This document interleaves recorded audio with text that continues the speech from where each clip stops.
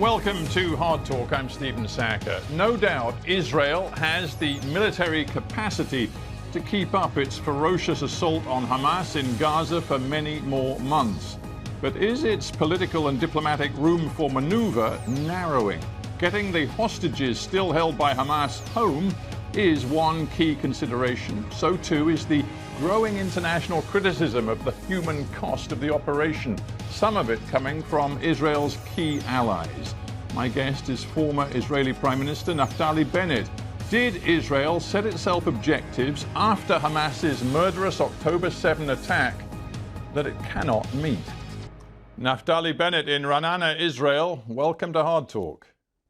Thanks for having me. It's a pleasure to have you on the show, Mr. Bennett. I want to take your mind back to those dark days of October in Israel after Hamas's barbaric attack on southern Israel of October 7. A few days later, Joe Biden visited your country and he said this to Israelis. He said, "While you feel the rage, do not be consumed by it." After 9/11, he said, we in the US were enraged. While we sought justice, we also made mistakes. Do you think Israel has paid heed to those words from Joe Biden?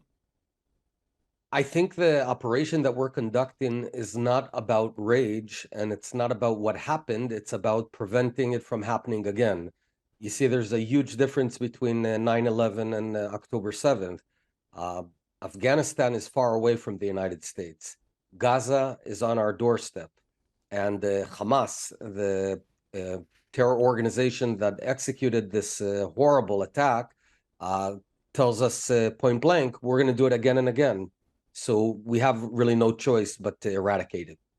See, close to 20,000 Palestinians have been killed in Israel's military operation. Those figures coming from the health ministry, which is, as of course you know, run by Hamas in Gaza. That's close to 1% of the entire Gaza population killed. Joe Biden, and I come back to Joe Biden, he's been watching closely what has been happening. He now says that Israel is starting to lose support by, quote, indiscriminate bombing that has taken place. That's the US president accusing Israel of indiscriminate use of force. Israel does not deliberately target civilians. It's just not part of our way of conducting war ever. Well, the word was indiscriminate, which is obviously the meaning of which is that you do not take sufficient care to discriminate between innocent civilians and those Hamas people that you are said to be going after. Well, I disagree with that statement. I know, in fact, what is happening. I meet commanders almost every other day in the field, and I know how cautious they are about not. It's not even about caution. We simply don't deliberately target civilians. We target terrorists who are hiding in the midst of civilians and who built their entire city of terror under houses, schools, and hospitals. But we're not targeting civilians. Now, there is a few days ago, Mr. Bennett, 3 Israelis were tragically killed in Gaza. They were captives, hostages who had managed to escape. They were waving a white flag. They were clearly unarmed. They were gunned down by IDF soldiers. How can you tell me that IDF takes very great care? IDF does take tremendous care, and mistakes do happen. I don't know if you've ever been 6 or 7 weeks in a battlefield targeted by Hamas, away from your family, barely sleeping, barely eating, and it's very easy to judge soldiers who are in battle when, you know, from here, from this studio, but it's much harder being on ground. Now, let me be very clear. We do not target civilians. No Israeli wants this war. We didn't choose this war. It was imposed on us by a horrendous, savage terror attack that people tend to forget, where Hamas deliberately targeted women, children, adults, burning whole families, raping young women. Just horrible, horrible things that one cannot imagine. That's what started all of this. This was out of left field, out of nowhere. And that's what started it. Now, we are determined to not allow this to reoccur. And that's why this war is going on. It can stop. It could stop right now in 2 minutes if Hamas releases the hostages and disarms itself. But we're not going to allow Hamas to continue to be. Yeah. Believe me, I know the scale of what Hamas did on October 7th. I've seen IDF videos which portray it in very great and terrible detail. So I'm not sure that all the viewers are aware of it, because not because you did something wrong, simply because global coverage of the actual attacks has been much smaller than the coverage of the war thereafter. But if we're talking scale, just as I'm aware of the scale of what happened on October 7, I'm aware of the scale of what is happening, continuing to unfold in Gaza day after day after day to a civilian population. I'm just looking at some extraordinary statistics. The UN says that there have now been 364 attacks on healthcare services since Israel's military operation began. 553 people killed, 729 injured inside healthcare facilities. The UN Special Rapporteur on the Right to Health says that the healthcare infrastructure of the Gaza Strip has been, quote, completely obliterated. Comes back to this point you try to make to me, which is Israel is doing a precise operation. It takes the very greatest of care not to harm civilians. Statistics like the ones I've just given to you show that is not true. No, absolutely not. They show that Hamas uses hospitals and medical facilities as terror bases. That's what it shows. And you should be only focused on asking, why is Hamas using these schools, these hospitals, as their terror bases? This is something we now know. We're there. We've been in the hospitals. Every single hospital in Gaza, every single school in Gaza is used as a terror base. So how could you be blaming or pointing a finger towards Israel, where we're fighting these terrorists, by the way, on everyone's behalf? That's just full hypocrisy. This is a very important point, and I'm intrigued by what you say. I guess we could call it the Israeli human shield defense or argument about why it goes after healthcare facilities, schools, mosques, other civilian infrastructure. You claim that Hamas uses all of those facilities. No, Stephen, we don't claim. This is a fact.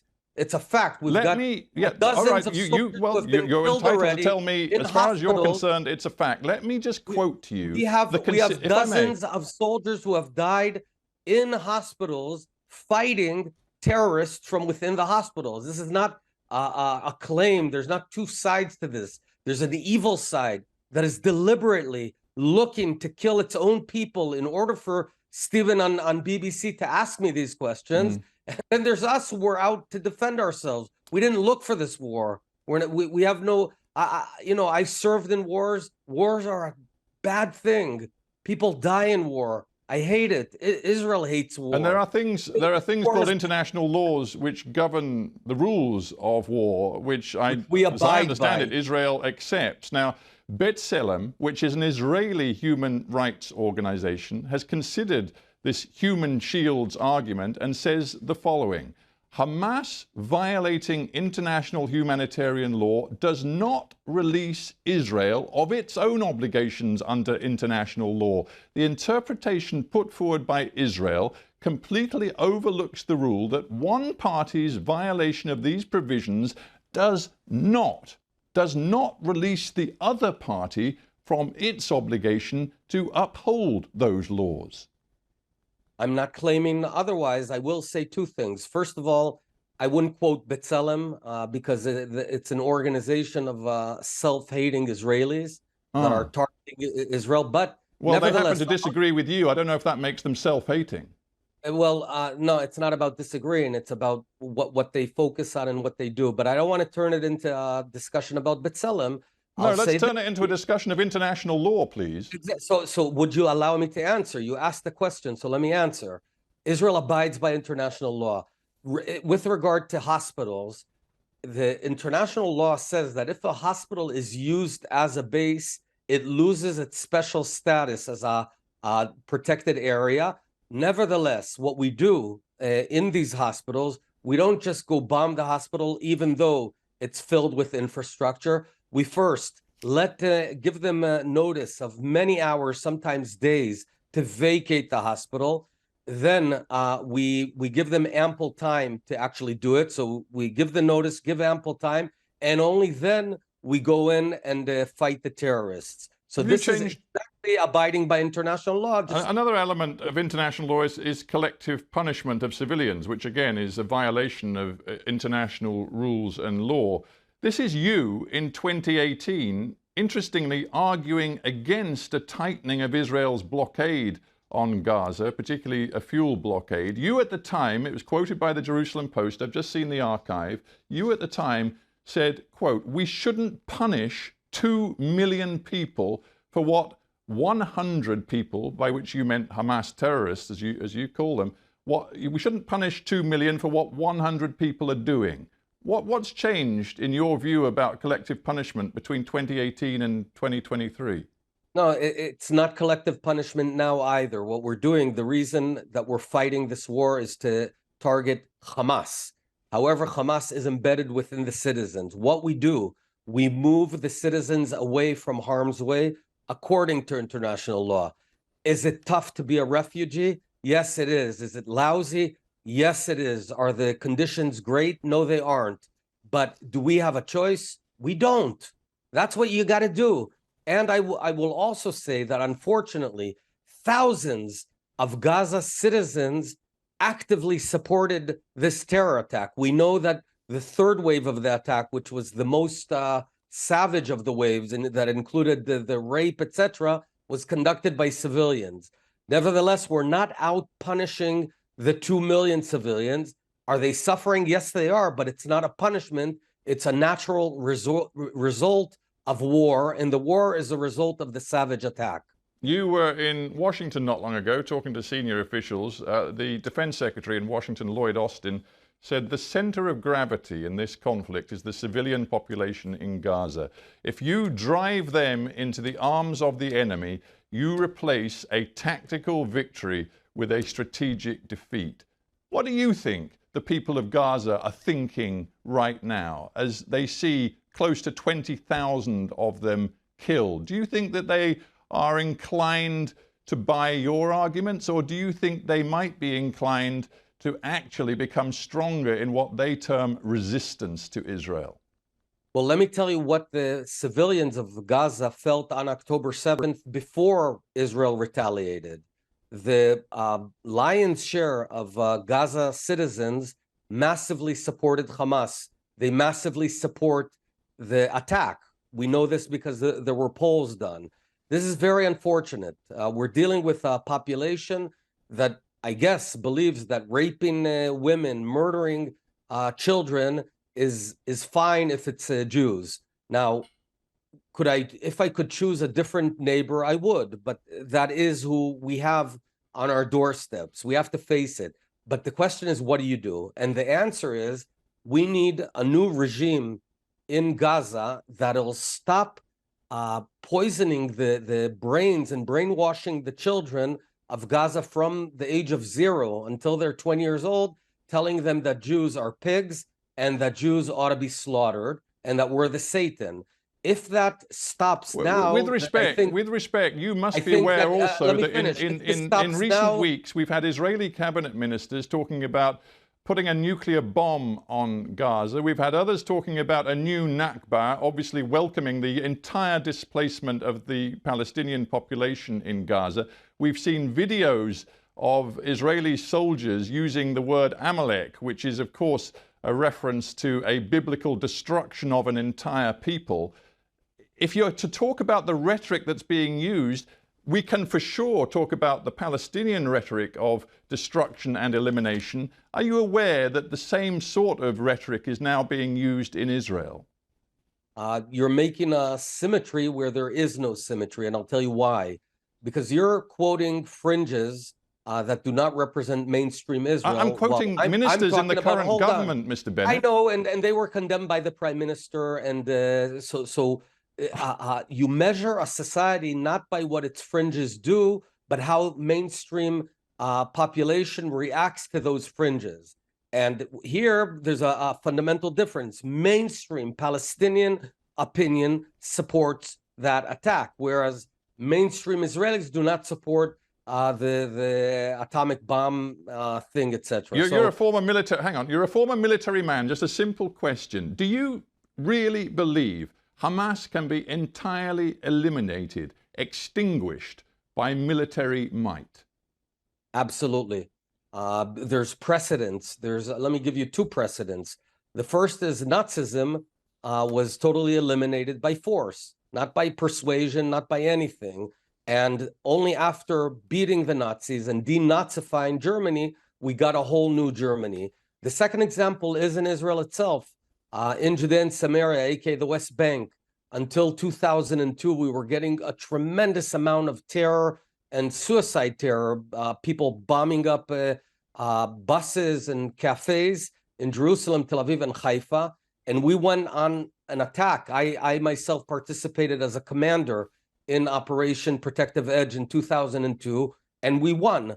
It took about a month and then another 1.5 years to clean up, and we eradicated the radical terror. If I may, just a quick word. Terror can be beaten, contrary to what you're suggesting here. Well, it's not a question of what I'm suggesting. It's what people like Lloyd Austin are suggesting. But just a quick word, as we're talking about the United States and the international community, can you remember a time when Israel was looking at more diplomatic isolation than it's actually looking at right now? From the words of key allies in the Biden administration that I've already used to what the Europeans are saying, what the Secretary General of the UN is saying, Israel's got a massive diplomatic problem. So to your question, yeah, can I recollect this sort of thing? Absolutely. In 1956, when we defended ourselves, in 1967, when we were abandoned by the world community and we had to go defend ourselves, in 1982, in 2002, it's not new. The Jewish state that has to go out and fight for its defense again and again is abandoned by world opinion here and there. But, you know, the only way to respond is to win. And I want to tell you, Stephen, that if we don't win, this wave of radical Islam terror is going to hit London, Paris, and New York. Mm. Let's just talk about your vision for the future. The cliche is the day after, because this fighting in Gaza will end at some point. It may take many more weeks, months, we don't know. But it will come to an end at some point. What do you think will happen to Gaza and its population of 2.3 million people when the fighting stops? So a few things. First of all, as I said, we're going to have to eradicate Hamas, which means either killing the Hamas terrorists or expelling them from Gaza and their leadership. Then we're going to need to create a buffer zone of about 1.5 kilometers inward from the border into Gaza, clean a no man's land. So in a tiny strip of land, you're proposing to take more territory? I'm proposing to defend ourselves, and they should have thought of that before going out and raping and murdering people, yes. The third thing is a process of denazification of the Gaza Strip, which means to immediately ensure that all education systems stop teaching them to hate Jews. Then what I suggest is an interim technocratic self-governance. We don't want to govern Gaza. That would be run from either local people who are competent or a combination with external folks, probably from Abraham Accord countries. And then within 5, 6, to be honest, I'm already beginning to believe you don't really have a clue what's going to happen, because none of what you've just outlined is in any way likely at all. I mean, the idea of getting third-party countries from the Arab world to be involved in running Gaza after you've laid it to waste, it's just not going to happen.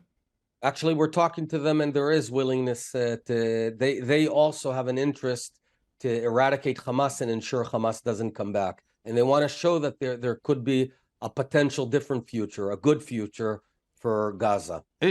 Isn't the bigger question, which concerns not just the 2.3 million Palestinians in Gaza, but the 2.5 million Palestinians living under Israeli military occupation in the West Bank, is what on earth you think is going to happen to those people if you get your way and the settler movement, which is a huge part of Netanyahu's current coalition, gets its way, and you turn what you call Judea and Samaria into a permanent part of the Israeli state, you're in essence saying you either subjugate forever 5 million Palestinians or you expel them. What is it? Well, you've just made a salad, a mess of everything. Let's How's that? Let me unpack this for you. I'm sure you'll be thankful about this. First of all, regarding Gaza, we don't want to govern Gaza. I just told you that I want the Gazans to govern themselves, but only after they go through a process of denazification. No, with respect, you didn't tell me that at all. You indicated that you wanted control of even their school textbooks. No, because you cut me off while I was in year 5, and I'm telling you that we need an interim government. You know that in post-World War II Germany, there was also an external government for a few years until they could set their own government up, a competent and denazified government. So the same goes here. There's going to need to be an interim period, but ultimately, I want them to govern themselves. I don't want to govern them, and that's totally fine as long as they stop trying to kill Jews and stop trying to kill Israelis. So here we got half of the problem off the table.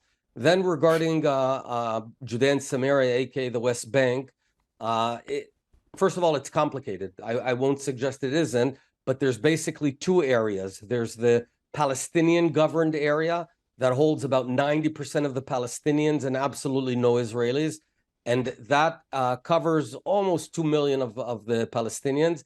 They will continue governing themselves, but they do also have to go through a process of denazification. See, it's not that difficult. It's not that difficult for the outside world to see what many regard as the only viable pathway to a lasting peace between these 2 peoples who share this land between the Jordan River and the Mediterranean Sea, and that pathway is a 2-state solution. Joe Biden said just the other day that a Palestinian state that is, quote, real, existing alongside an Israeli state, has to be the long-term solution. Your problem is that throughout your political career, you have absolutely dismissed any possibility that could ever happen.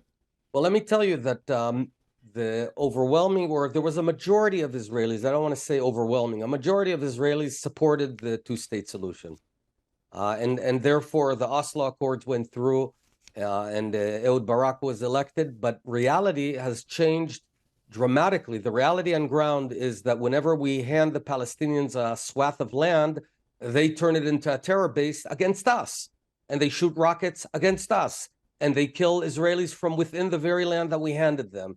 And that's why there's an overwhelming majority of Israelis today who have changed their mind, because they look at reality as it is, not as they would hope it to be. And reality is tough. We've got neighbors who just want to kill us. It's a very problematic situation. A final very quick question. Sure. You were prime minister for a year, and then they got rid of you. People say that Netanyahu, his political life is very limited once this war comes to an end. People talk about you as a possible successor. If you are to return to Israeli politics, is your message that there will never be a 2-state solution? My message is that the notion of handing land over to the Palestinians and hoping that it will bring peace and quiet failed. Not once, not twice, 3 times. And doing it a 4th time would be a profound mistake. All right. We have to think new. We have to think fresh. We have to end there. Naphtali Bennett, I thank you very much indeed for joining me on Hard Talk. Thank you very much.